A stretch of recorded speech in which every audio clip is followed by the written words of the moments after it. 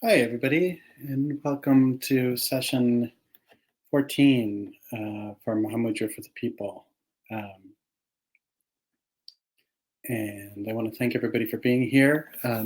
Right now, I'm in Montauk, getting a little bit of a break from the city and trying to get some time to relax and focus on some work and practice and things like that. So I hope everyone is doing well. Um, And yeah, I want to thank you once again for coming to this session. I'd like to start off by maybe seeing if we could do a bit of practice. And we'll do this for about 25 minutes. And then I'd like to share an instruction from Milarepa on Mahamudra. And of course, there'll be time for questions and answers and anything that comes up um, for you. Um, and so, in this moment, just as a refresher, uh, rely on whatever specific instruction feels most salient for you. So, if you've been using an object in front of you, an actual physical object, as a way of anchoring the mind for shamatha, then go ahead and use that. Likewise, if you've been using your breath, you can use that. If you've been using a visualized object, please feel free to use that. And then you can also use the experience of what's arising within the experience of phenomenon, thought, visual consciousness, auditory consciousness, etc., as a way of anchoring the mind. And try and allow your body to be comfortable and at ease, relaxed. And we'll do this for about 25 minutes, okay?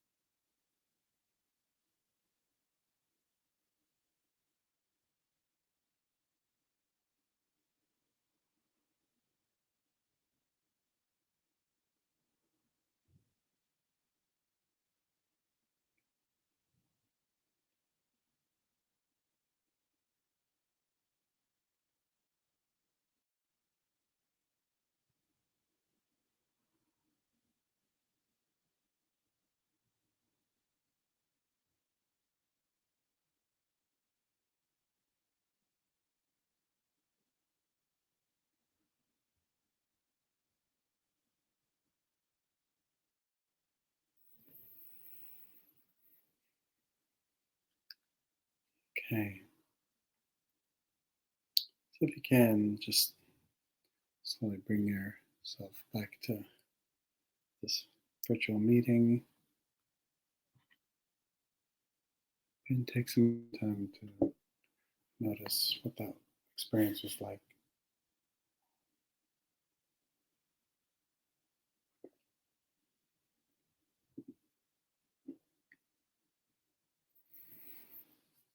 I was wondering if I could see who is here. I can't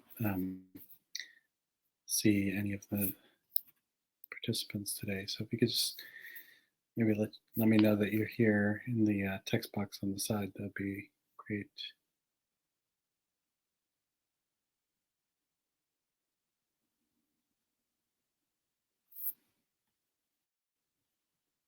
And if you have any questions, please feel free to go ahead and ask a question right now.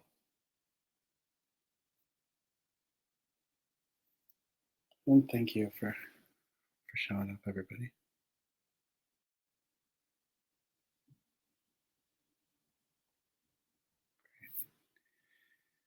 Right.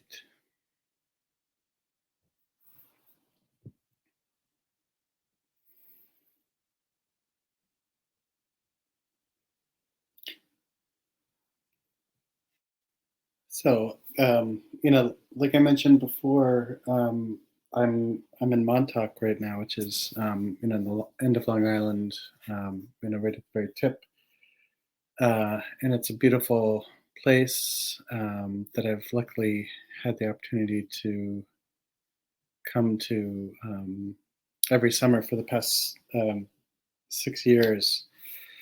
And this morning, well, actually, it's a little overcast, and this morning we went to go visit Jackson Pollock and Lee Krasner's graves, which is they're about like 20 minutes from here. But also buried in this graveyard is the early American abstract painter Stuart Davis, um, Elaine de Kooning, the wife of um, de Kooning, the painter. She was a great painter as well, um, and there are several other like very well known early abstract expressionist painters buried there, and I like to visit this place almost like a pilgrimage. Jackson Pollock's house and studio is open to for tours and to visit, and I've gone in previous years for that, and um, de Kooning's studio it's called Longhouse is open for tours, and we didn't get to do that, but I really enjoy kind of looking to early American abstract painters as models for Dharma practice, due, I think, in part to the kind of heavy experimentation they did and playing with form and, um, you know, being inspired enough to begin to practice in a medium that really challenged convention. And in some cases, challenge people's ability to even conceive of what art was. And so, we're driving around these like small Long Island kind of country roads, imagining what it was like. At least I was thinking this as we were driving around, imagining what it was like for Jackson Pollock and Lee Krasner, who were really kind of at the forefront of doing things very differently, with painting, and how important it is to kind of fall into that spirit, especially in relationship to practice. Um, because one of the things that we end up having to confront in practice, especially a practice like Mahamudra, is shattering our addiction or our reliance on the projections that we kind of move, just basically paste like collage onto everything around us, including ourselves. And so, what does this mean? Um, it means that actually we constantly have the opportunity to reinvent and touch into an experience of direct, radical authenticity, even in moments of where we feel like that's not possible, right? Or even that we don't even know what authenticity is. Um,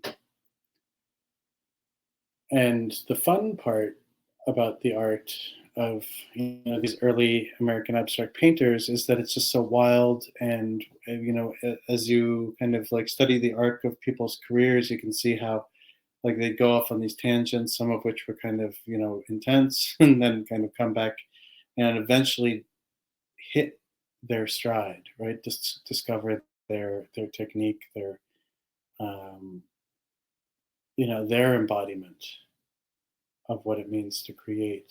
Um, and often, the art world was never really ready for people like this.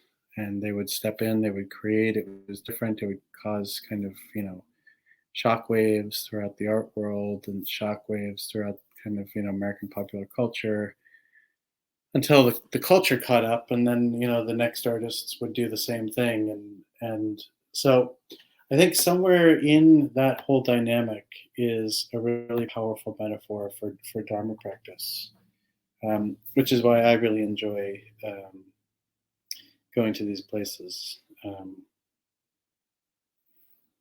And weirdly enough, like Jackson Pollock's tombstone, it's not even a tombstone or a grave marker, is a massive granite rock with a little plaque on it, but it's covered in all of this lichen and moss that looks like his paintings.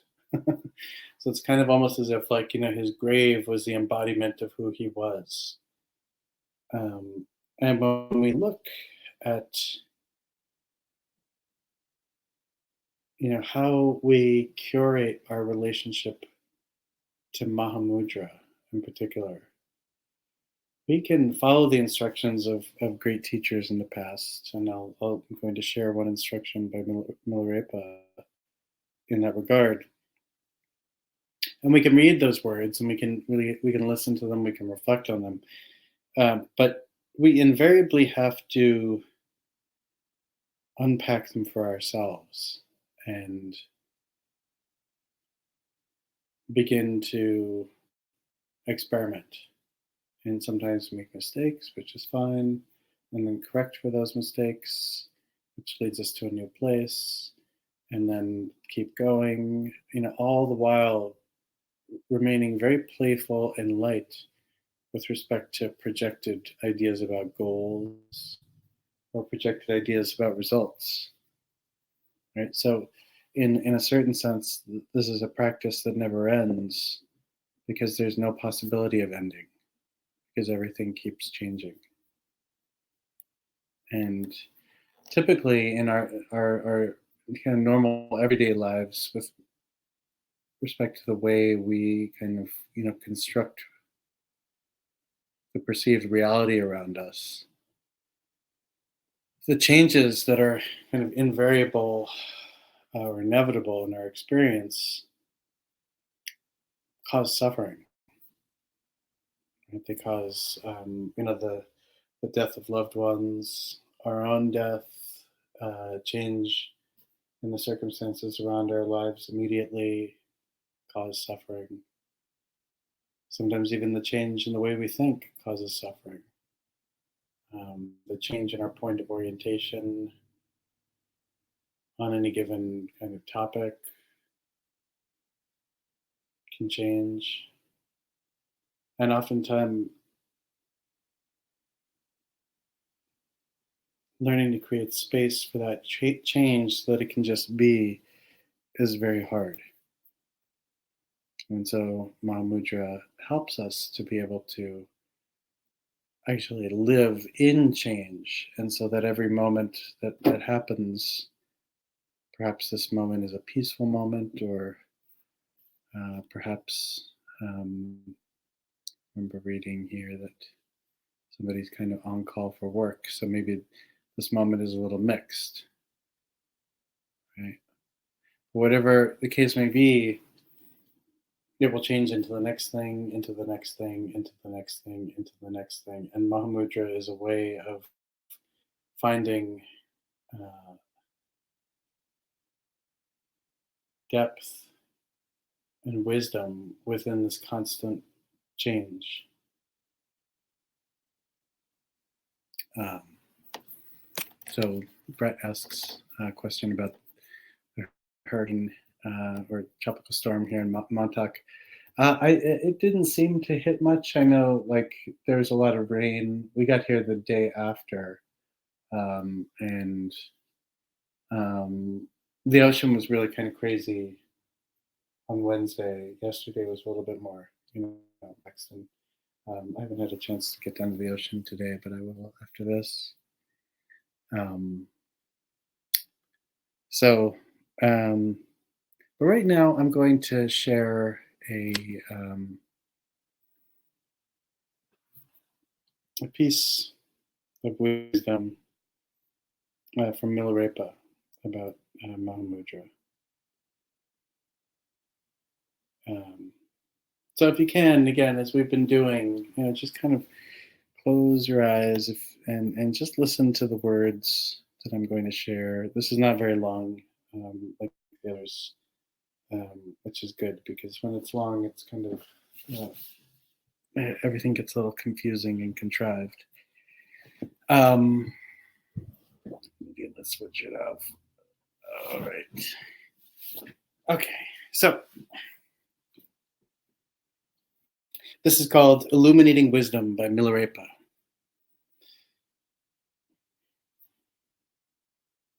Homage to all the sacred masters.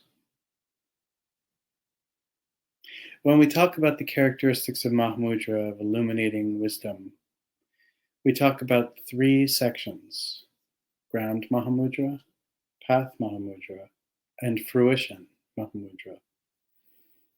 First, the ground Mahamudra.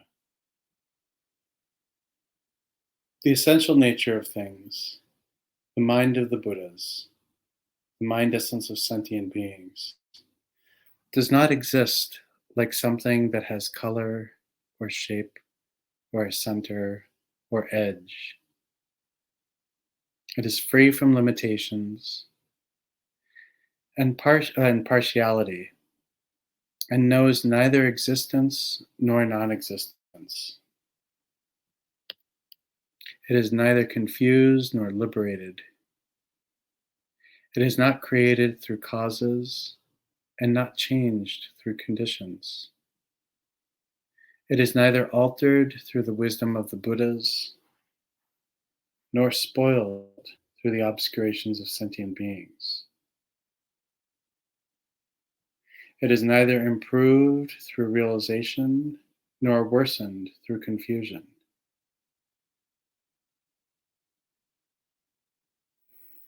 That's the ground Mahamudra. Path Mahamudra is that which is to be practiced within the ground Mahamudra and should be as follows. When settling, settle without conceptualizing. When remaining, remain without distraction. When practicing, practice without fixation. When manifesting, let it manifest as dharmata. When freed, practice it as natural freedom. Fruition Mahamudra is free from something which liberates, free from hope, and free from fear, free from the exhaustion of concepts and phenomenon, free from non-fixation and non-clinging, and free from utterance and description which is beyond concept. Ground, path, and fruition are to be practiced as one. This instruction on the illuminating wisdom of Mahamudra was composed by the yogi Milarepa.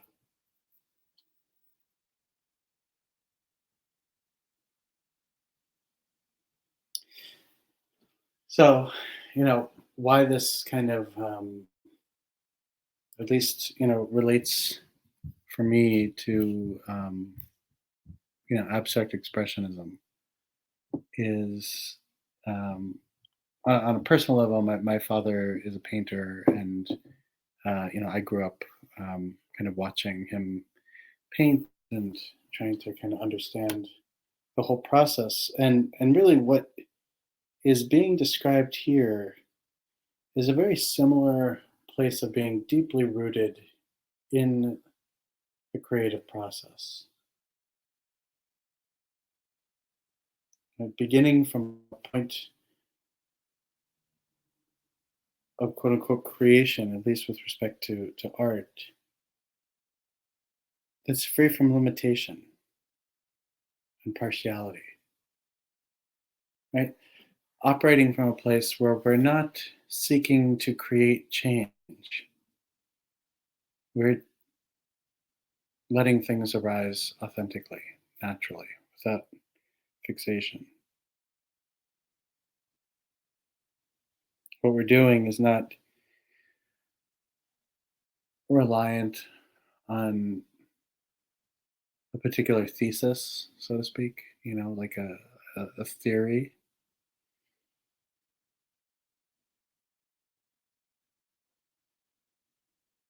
It just happens.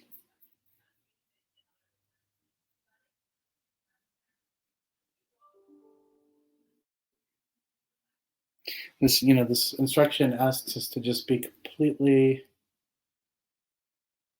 present and easy, free, and pliant, and to let go of ideas about what things should be, like what your particular meditation experience should arise as well as what particular characteristics whatever we're experiencing should align with, and especially freedom from a goal. And that, I think, especially, I can speak pretty, is having a ground, kind of having a thesis. Well, this is a good. So having a ground, it is a thesis insofar as one's understanding is intellectual, right? So, in this beginning part of this passage, first, the ground Mahamudra, the essential nature of things, the mind of all Buddhas, the mind essence of sentient beings does not exist like something that has color or shape or center or edge. It is free from limitations and partiality and knows neither existence nor non-existence. It is neither confused nor liberated. It is not created through causes and not changed through conditions. It is neither altered through the wisdom of the Buddhas nor spoiled through the obscurations of sentient beings. It is neither improved through realization nor worsened through confusion. So, in a manner of speaking, what's being described here is Buddha nature, right? Is this kind of understanding that the ground, is primordially pure, that our mind is primordially pure, that our mind is timeless, it expands backward, it expands forward, and yet when we're able to engage it in a way in which we are free of kind of conceptual hangups about chasing after what may have happened in the past or sifting through the past to try and figure out why this particular moment is the way it is. Or similarly, trying to kind of, reach into the future to help create an experience or an outcome that is desired. When we're free from both of those, then we're able to at least have a much more direct relationship and response to this. This is a thesis if it is only intellectually understood. If this is the kind of thing where we need to remind ourselves over and over again that the mind is primordially pure, it is vast, limitless, lucid, it is free from extremes, it is the mind of all Buddhas, it cannot be made better through the practice of Dharma, and it cannot be made worse by our own obscurations. If that is only intellectual knowledge, then we have a thesis. Right? So what Milarepa is pointing out is that we need to actually experience this. And how we experience this is through coming back to, this kind of original mind, original wakefulness, time and time again through our meditation practice. And as we do, we slowly over time, sometimes quickly, depending on the experiences that we're having, we develop certainty that this actually is the case. Right? And then when we know it for certain, it's not a thesis. It's not a point that we have to jump off to. It's a direct recognition of the fact that this is the basis of mind. But does that make sense?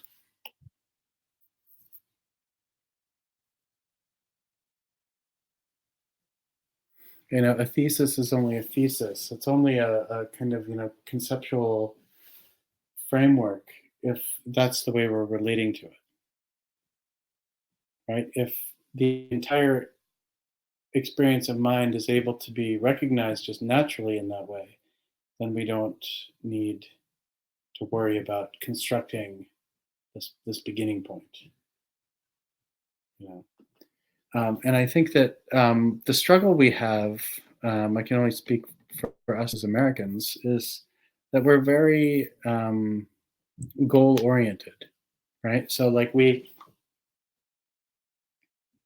need to know where we're going, right? And we want to be going in a particular direction. And there's something about the American psyche where we are trained and have been rewarded by thinking that the more effort we put into moving in a particular direction towards a destination, that we'll get there. But this kind of practice is asking us to not move in a particular direction. It's asking us to just settle into the experience of the moment, right? To be able to rely on the fact that mind arises as naturally awakened at all moments. Right? We don't always recognize that because we are wrapped up in a rather kind of broken and damaged storyline about ourselves and about the world around us and about our potential and what's possible. And yet, as we begin to understand really what the mind is and how the mind arises, we begin to see that actually, a lot of this kind of limited way of thinking and being is self-imposed.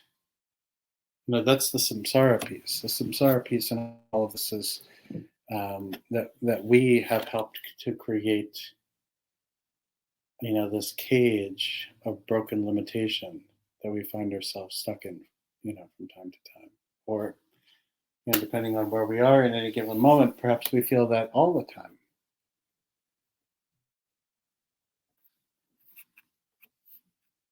So this practice is a gentle way of, understanding that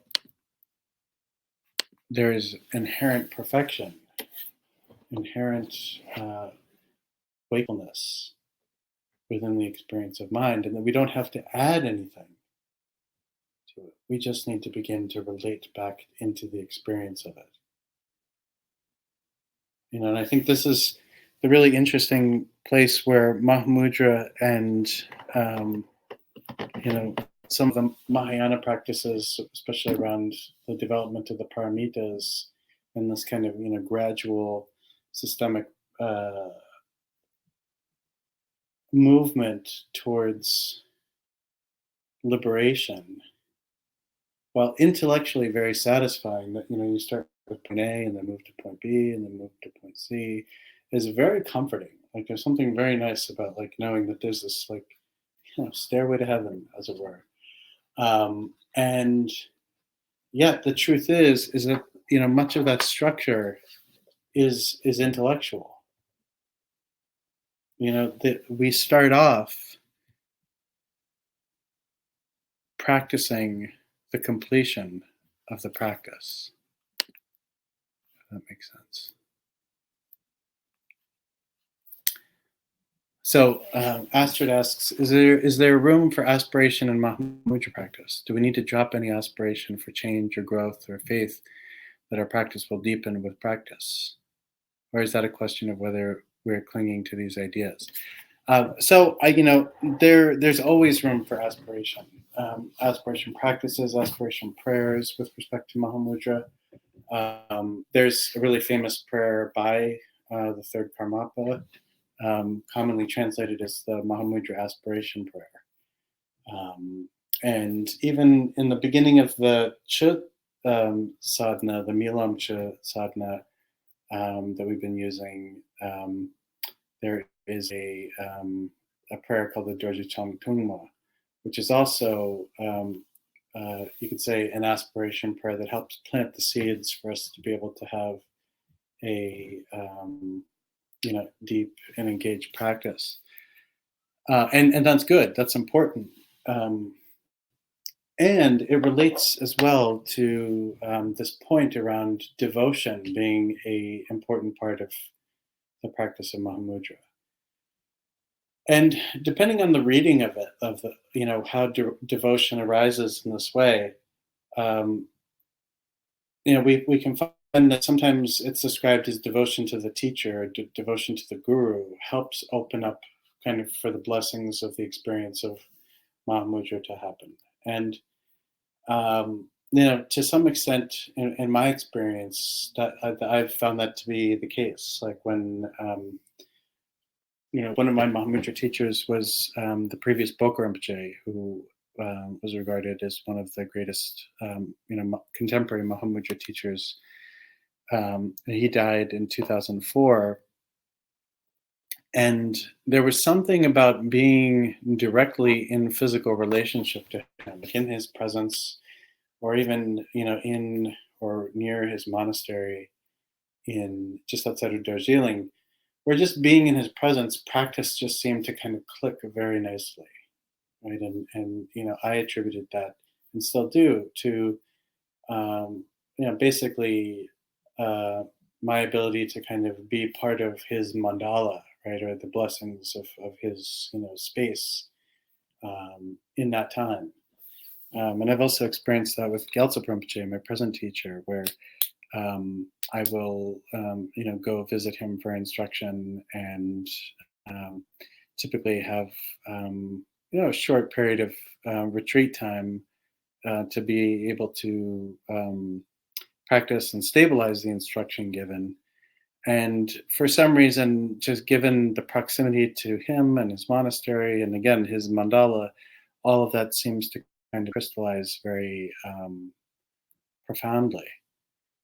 Now, the other piece with respect to devotion that's important for us to remember is this point of developing faith and devotion to the ground, right? So, when Milarepa says,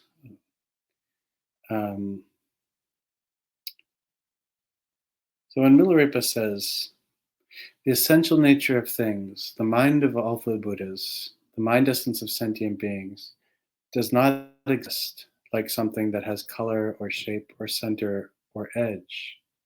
It is free from limitations and partiality and knows neither existence nor non existence.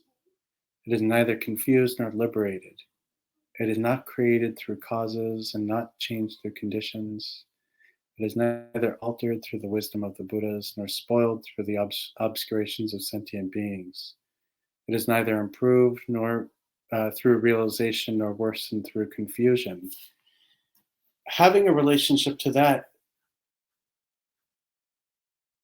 rooted in faith and devotion to the fact that that's what our mind actually is a really important part of this practice too. And so it's very helpful for us to have a devotional, aspirational relationship to, may I finally recognize that this is the case? May I be able to see clearly that the mind is not made better through further purification, right? The mind cannot be made worse through the presence of obscuration, because in and of itself, the existence of mind as we know it is the existence of Vajra purity. So, in that sense, having a devotion and an aspiration to, may I go deeper, may this realization be more authentic, may I be able to recognize this at any given point in time. May this not be something that feels, just like an intellectual, construction. It's easy to, um, buy books on philosophy and study the philosophy and get into that. And that's, that can be a very helpful way of creating a relationship to the ground.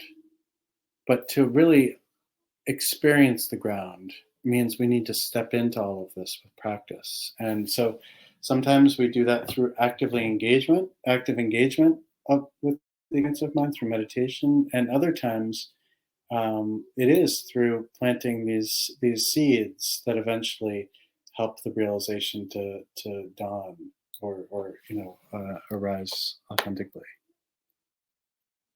So hopefully that's helpful, Esther. Um, on the note of devotion, do you have a favorite book of Ram Prasad Sen's poetry?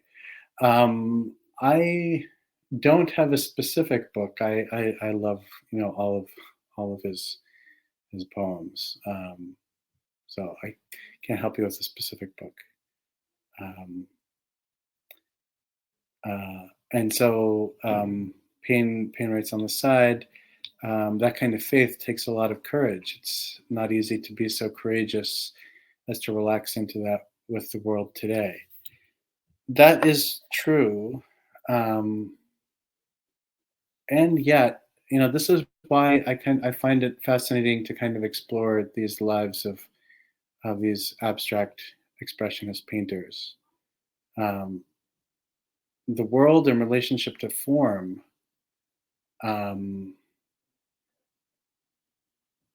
if we're going to just develop a whole new way of relating to form in the visual field, that is daunting as well.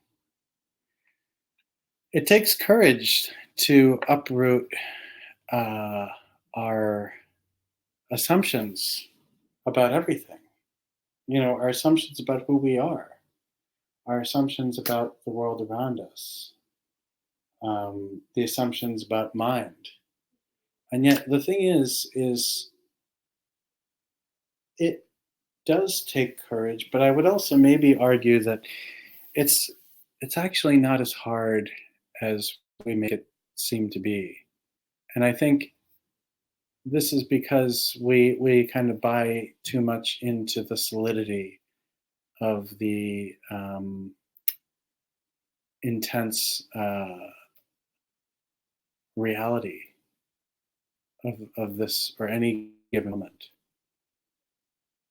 And this is something, again, that it's easy to say, it's harder to begin to experience that, but really that's what the power of meditation really is about. Like, Mahamudra meditation has intertwined with it the ability to completely undo our patterned relationship to the world around us. And sometimes the thing that makes it scary or makes it feel like we need a lot of courage is that we tend to have, a sense of self deeply invested in the world existing in a particular way. And when all of a sudden the appearance of that world begins to get a little, rubbery and a little less like, defined, that's uncomfortable sometimes, and that can make us kind of constrict and uh, experience everything as much harder than it may actually be. So Sam asks, question related to Astrid's question. In a way, is there a way we can let go of achievement and progress, etc., but still make sure we have not wandered off in the wrong direction? For example, we might have developed mistaken views that arise out of certain experiences. How can we check back? So we can check back by checking in with teachers. We can check back with engaging in text, right? And then we can check back with our practice. I don't think it's the case necessarily that we can dig ourselves. I mean, technically, I think you can dig yourself into this dark rabbit hole of wrong view. But I think that these Mahamudra instructions are very clear, and whatever kind of potholes exist along the path, sometimes these potholes are there for us to be able to get stuck and then get out of them, and then definitively have the knowledge around A, the experience of that pothole, and then B, how to get out. You know, um, I would be less afraid of the cultivation of wrong view um, than having the view that we can fall into wrong view and then get stuck there. Does that make sense? I think that again, I'm curious about the question, not, and I don't mean this about you, Sam, in particular, but more like the line of thinking, because I think that it tends to be rooted in this, kind of Abrahamic uh, relationship to failure and to sin and punishment as a result of failure. Like we make mistakes all the time, and that's okay. Making mistakes is part of our practice, and then coming out through those mistakes, whether it be through the reliance on a teacher, reliance on text, reliance on meditation experience, or all three. Sometimes falling into these pitfalls end up being a really beneficial thing for us because they provide us the wisdom for how to get out. And having that wisdom helps us to be able to benefit other beings so that as they go through this, we actually have an ability to help them. So let me know if that's helpful. I'm noticing Anjana and Payne's back and forth about the the Ram Prasad Sen stuff. I do have I've got two books that I recently picked up on devotional goddess poetry. One is Anjana. I have the one that you mentioned before from Tamil Nadu, and then there is one compiled by. Her name is Frances McDermott, who is a scholar on Kali. And there are some wonderful songs by Ram Prasad Sen in that, and then other Bengali, Shakti, Bhakti poets. And then I just picked up another one that is older that I can't recall the name of. I don't have it here with me. But lovely, lovely stuff, and important. This idea of, so both in bhakti songs and poetry, and then you also see this in the Sufi tradition. Um, this idea of like writing love songs to Mahamudra. Not that Mahamudra is a person, right? Obviously, but writing love songs to awakened mind is a really lovely way of kind of getting out of this overly intellectual place with respect to practice, right? Um, so when we have an overly heady view of Mahamudra, Mahamudra becomes very intense, right? It becomes something that is and requires some kind of philosophical modulation from where we're at right now. But when we're able to, treat our practice as, you know, a love song, then we're able to kind of be in the moment. Sometimes we experience fear when we're in love. Sometimes we experience anxiety when we're in love. Will my beloved love me back? Will my beloved actually show up when we're supposed to meet? Will my beloved have all of the qualities that they're said to have? Will I be disappointed? Will I disappoint my beloved? You know, um, and that helps us to kind of get out of this very, very, very, unfortunate, brain heavy Western way of approaching this. I do very much feel that there is an unfortunate. Um, I do feel like it's unfortunate that American Buddhism has intersected very heavily with America's intellectual class, and so it has had a lot of different kind of negative effects on people's exposure to Dharma. One is that it's very heady and intellectual, which um, kind of is predicated on a lot of assumptions around people's basic vocabulary and ability with respect to wanting to approach Buddhism from a philosophical standpoint. You don't have to practice Buddhism from a philosophical standpoint at all. You can practice it through your heart. You can practice it through the way that we all suffer. I mean, all beings suffer. All human beings suffer. I think the other piece is this whole kind of scholastic relationship to Buddhism. Makes the Western Buddhist world very white, which is also has within it this kind of matrix cluster of a lot of the kind of cliches associated with whiteness.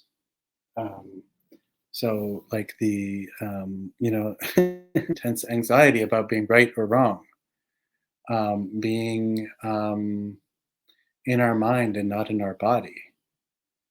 Um, focusing on mentation, like ideas and thoughts that arise rather than acts and behavior. All of this stuff is contributes to this kind of real rough kind of karma that I think as Western Dharma practitioners we need to overcome. And one of the best ways to do that is through love. One of the best ways to do this is through getting out of our mind and into our body. It's through taking our texts and storing them away and saying, what, I'm going to practice for a while. I'll come back to this or whatever. And it's not that this doesn't have meaning or relevance, but I need to stop my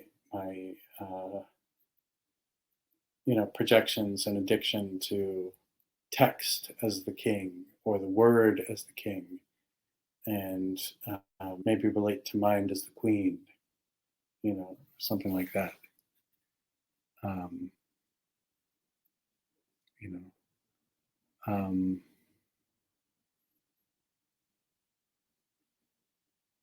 and there's a lot of really wonderful stuff going on here in the text box that I think is wonderful. We how we approach Dharma has a tremendous amount to do with how it unfolds for us.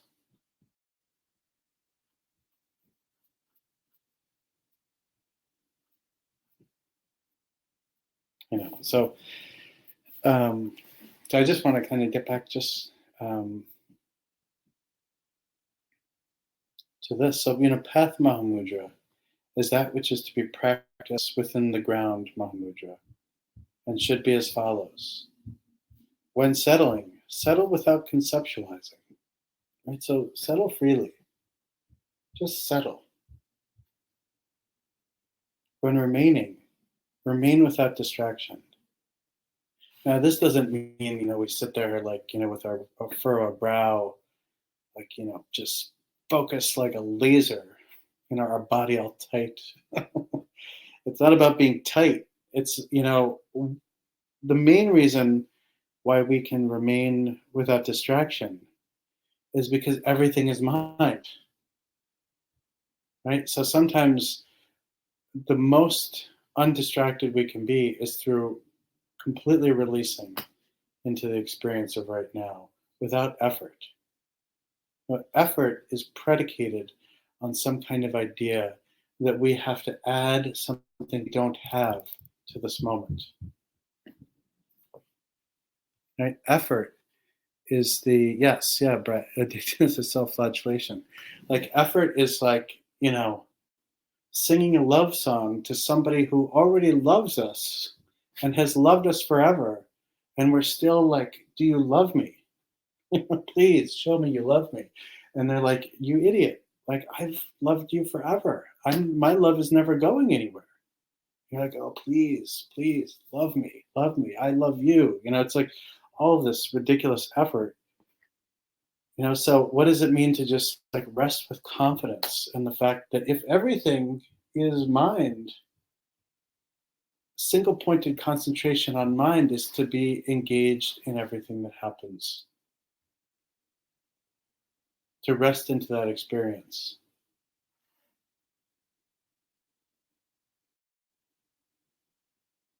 When practicing, practice without fixation. Again,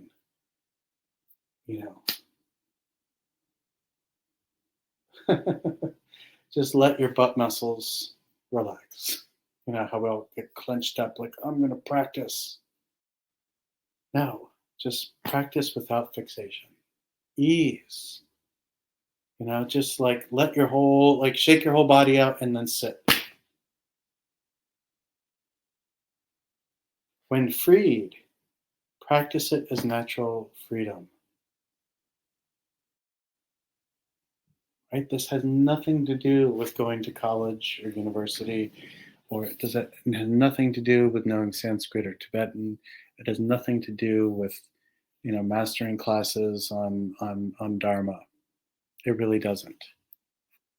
This has everything to do with just relaxing into the experience that arises in this moment. And so, Brett points out, so is distraction a relative term? It's distraction if we chase phenomena. Yes, distraction only exists when we think that there's something to be distracted from.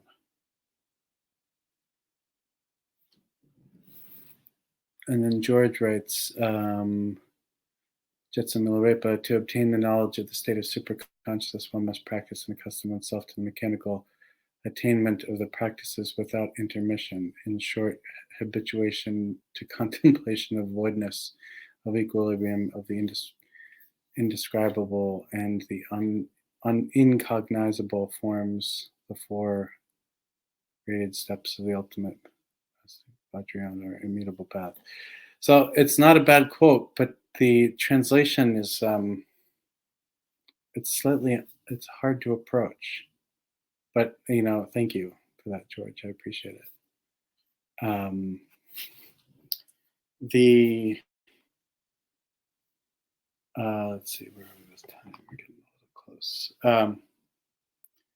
So fruition Mahamudra is free from something which liberates, free from hope and fear, free from the exhaustion of concepts and phenomenon, free from non-fixation and non-clinging, and free from utterance and description which is beyond concept. Mahamudra is free from something which liberates. So it's not about getting liberated. It's free from hope and fear. There's nothing to do. We don't have to freak out about missing the point, because it's an entire continuum of experience, some of which is illuminated, some of which is dull, right? But the mind itself is Vajra-like. The mind itself is pure. The mind itself is free. You can't be distracted from it. Free from non-fixation and non-clinging. Right? So even this kind of just relax. It's not about relaxing, and it's not about being tight. It's just about being. Free from utterance and description, which is beyond concept.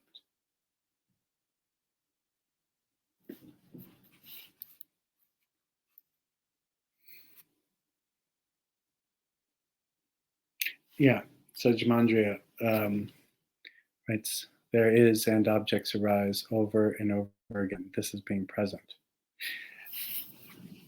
It's just resting into that continuum of experience. Thing, thing, thing, thing, thing, experience, experience, experience, experience, experience. Right? It's not about moving towards the more euphoric, right? It's not about trying to cultivate that which doesn't exist right now, because it exists right here in our experience, but we tend to miss it, especially because we expect Mahamudra to arise in a particular way, and then we have an experience that's transcendental, and the heavens open up, and then someone says you're a tulku, and then you build a monastery and all this stuff. And the thing is we will all have awakening, and we will all live, and we will all die, and we will all be forgotten about eventually, and we will all take another form, and we'll do this again and again and again and again, and we don't have to worry about everything being shiny. We don't have to worry about this being regarded as special, because there's nothing special about it. There's nothing special about it because it's natural, innate being. It's not controlled by a small class of people. This is something that is open to every sentient being, whether they're human or non-human, whether they're seen or unseen. Again, all of this is being sifted through and worked through the human mind. And the human mind, unfortunately, has these kind of various structuralisms that we're addicted to around progress, around preferred modes of being or preferred appearance, And all of these things culturally impact what we assume awakening looks like, what it means, what it should become. That you end up on the cover of Tricycle magazine, or something, you get to like hang out with Philip Glass or Robert Thurman. It has nothing to do with that. Like that, we need to get away from like, fame and ideas like that. Awakening is just being more direct and open, able to connect, able to see things clearly, to see the way that we suffer clearly and the way that other beings suffer clearly. But it doesn't have to be, this manic, you know, heightened, phantasmagoric kind of crescendo.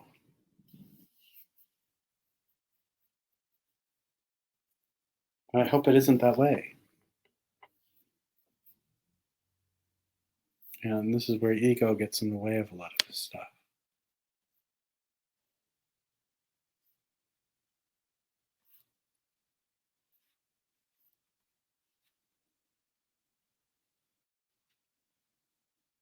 So, and then, the last point that Milarepa brings up here is ground, path, and fruition are to be practiced as one. So this graded, one thing and then the next thing and the next thing is not necessarily always, you know, true.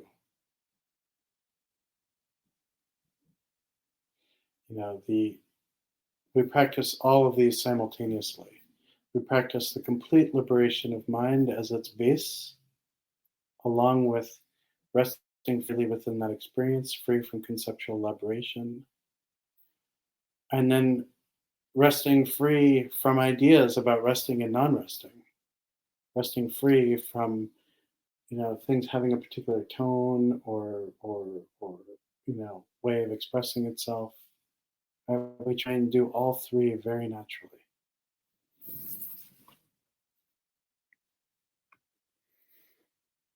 So Tony writes, I just want to say this conversation and this poem have been very helpful, especially where I'm at today. I'm glad, Tony, and thank you, Nicole and Sam, um, and everybody who's participated.